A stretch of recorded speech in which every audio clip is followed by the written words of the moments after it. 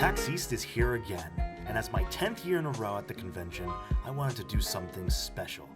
Everyone is going to be covering the big games here on the floor, but I went into the vast reaches of the Expo Hall to find the top 5 indie games at PAX East 2020. I first struck gold over in the Indie Mega Booth, where a little dev team was showing off their new party game, Aeolus Tournament.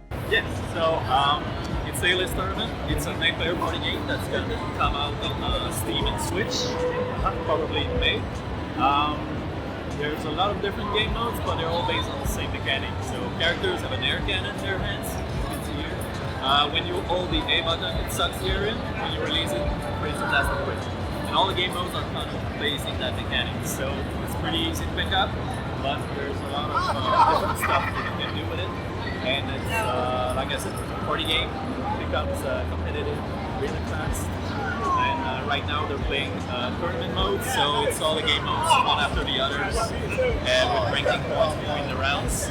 Being a fan of Crash Bash and Fusion Frenzy myself, I quickly fell in love with the hidden treasure. Is there any other games you guys pulled inspiration from when you were putting together the game? Yeah, mostly Fusion Frenzy, I'd say. Yeah, classic. I love good old Fusion Frenzy. So the idea of the different game modes and the tournaments and points that kind of comes from this. But others, the usual Mario Party and stuff like that. But we didn't want the game board element. We just wanted fast-paced game modes, so just in and out, get your friends in, exactly, beat them up a little. Yeah, and it's unlike maybe a Mario Party or Mario Kart. It's based on skill. Okay. So there's no random stuff. It's just as good as you are, you're gonna wreck your friends. I love these kinds of mini games. How many different mini games would you say so far in the game? Right now there's 5, and there's going to be 6 at launch. Okay. And we want to add, for about a year after that, we want to add more as free DLC and paid DLC. Gotcha. Kind of add more stuff. Okay, and so this is coming out on PC and Switch? Exactly, yeah. And you said you guys are aiming for May? Yeah. With one down, I continued on my adventure, searching for my next love affair of the convention. That's when I stumbled upon an old favorite, Sniper Elite, this time in VR. So we wanted to keep as much as we could in there, but of course it's VR, so we had to change things. Yeah. So the big one you know straight away is that it's first person rather than third person. Yeah. But what that kind of opens up with VR is now you've got this physical gun in front of you. Yeah. So that means we could add some real cool little tweaks to how the gun handles. So like with the scope, with a real scope, you've got to align the front and the back to be able to see through it. But in the 2D games, we couldn't quite get that working in a good way. But with VR, because you physically hold it up and tilt it, we were able to add that, right? Yeah. So it really has this nice layer of depth that wasn't in the old ones that we can now do in VR. Yeah.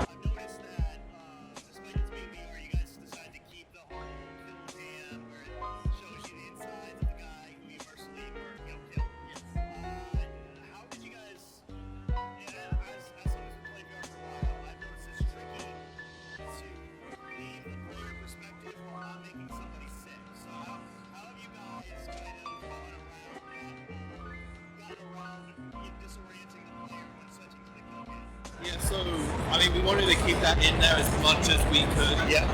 But the thing we found was worse with motion sickness was the bullet being followed. So in our 2D games, you follow that bullet quite a long distance. This one, because you've got such a big gap towards the ground and it's traveling so quick, we kind of had to scale that back a bit.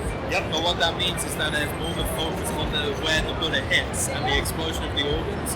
But because your head is where the camera is, you can just move that to wherever you want, right? So you blow up something or you shoot someone in the lung, you can turn it around physically with your head and kind of look up. So we've had to scale back the bullet, but it means that we get this cool focus on the end result, which is satisfying. Now I notice you guys right now are playing on PlayStation VR headsets. Yep. What platforms is this going to be available on?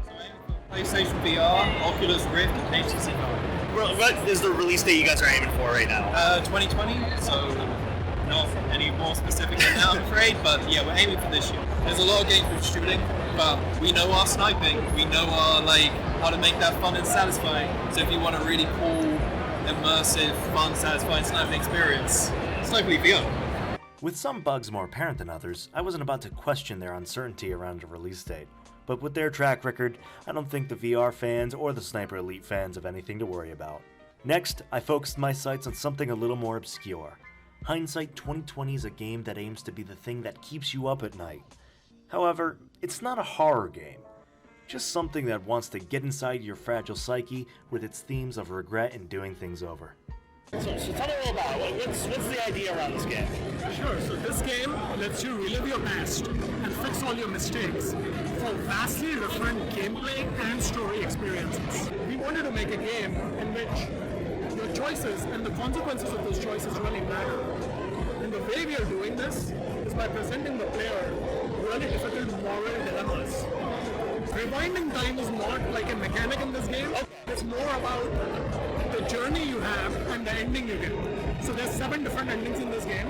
None of the endings are perfect. And the journey you get, it even has a different gameplay, not just a different story. So, and then everything will react differently to you. Like NPCs, bosses, their combat, their story, their dialogue. So even the story is like a living, breathing entity. So what you're getting is one unique, personalized experience, which then you can relive because of things you now know, if that makes sense. Okay. So, the technology behind this game is actually called the experience engine that we've written, and what that allows us to do is create these unique experiences. So, and then every entity in the game is aware of your choices and actions. This includes the townsfolk, this includes the NPCs, this includes the bosses, and every decision you're making, because the engine knows that, they will react completely differently to you. We plan to release something really well, thoroughly tested, and as bug-free as possible. We are doing no early access because we believe in shipping a high-quality product. But there's so many paths in this game. If people find a bug, we will be on it and we will fix it. If that makes sense. I wish the DayZ devs felt the same. I hope this game changes your life. That's a big, that's a big one. That's something we're trying to explore. Like, this game is being built for people who are really hard on themselves. And now we are in a society where most of us are. I mean, all of us are on social media, judging each other. Like, our tiniest flaws are exposed and our mega successes are celebrated, right? Yeah. So we've become really, really hard on ourselves. So this game is trying to heal, and why not teach it? Well, what else can you expect from the devs who worked on Mass Effect? Next on our docket, in a far corner of the convention, was a game that made me chuckle the minute I saw it. Alright, so thank you guys for taking time to talk to me. I have to be honest, Liftoff was the first one that caught my eye. You guys were the first one I was like, this is something I want to take a look at. Because I've always been super into drones. Being a wannabe videographer in high school, drones was like, oh my god, I can get cool helicopter shots. I never thought that, hey, we can race them around like we're fighter pilots. And that's a big compliment, and if you're interested in drone racing, then a simulator is the right way to start. We've had Liftoff on PC available for a while, but now on console, like the way to get into it is even easier, it's quicker, and it's hopefully a lot more fun as well. So it's Liftoff is the right way of starting. Okay. Our Liftoff story started in 2015, and that's at the time when drone racing became a thing. Like, there was some videos of this on YouTube. We saw those videos, got excited just like anyone else. And we as game developers, like, I mean, most people say, well, that looks cool, I want to buy a race run. We as game developers said, like, okay, let's make a game prototype. And somehow that turned into this fantastic project. And Liftoff is an authentic experience, meaning that it's all simulated. None of it is scripted.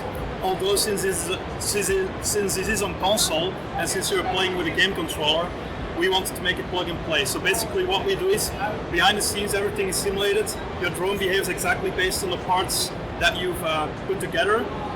But we have features that we call assisted flight, and that takes over some of the difficulty of flying. So gamers should be able to pick up the controller and hit the racetracks instantly. Okay, so kind of like auto aim helps somebody new to first-person shooters. You guys have an assisted flying. Yeah, a bit like that, exactly. But then for the pilots who want an authentic experience, they can turn off those assisted flight features and then fly it exactly like they would with a real drone. Yeah, so customization is a big feature of the game. Everything can be changed that you would be able to change in real life. So you put on different motors, different propellers, and all of that affects the way it flies.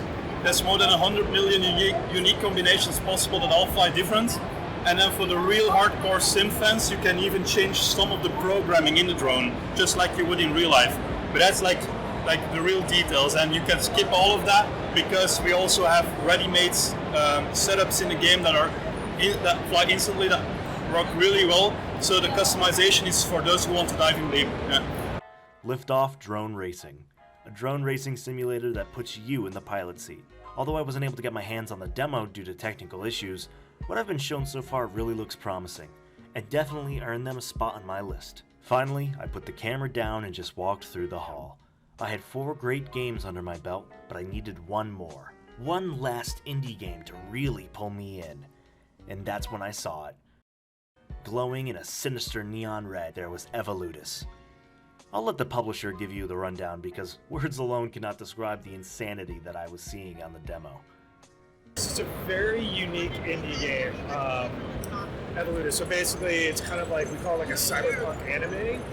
I'm already sold. Yes, but it's a story. It's gonna be story based. We're gonna have top level 3 playable characters. Right now, you're seeing 1. It's got city exploration, combat. Every character has different moves. One's a wrestler, one's firearms, and all the stories will intertwine. So it's kind of like, I'm using Pulp Fiction very loosely here. They all kind of cross together. So basically, we're just creating this really deep world to explore. It's not your typical indie Metroidvania game. Yeah. Sure. So like I said, we want to do something that stands out. We don't want it to be, oh look, Metroidvania. Oh, there's story-based games, then there's story-based games. Yeah. Again, we want to be shocking. We want to push the envelope a little bit. Yeah, we did a lot of this is rotoscoped animation.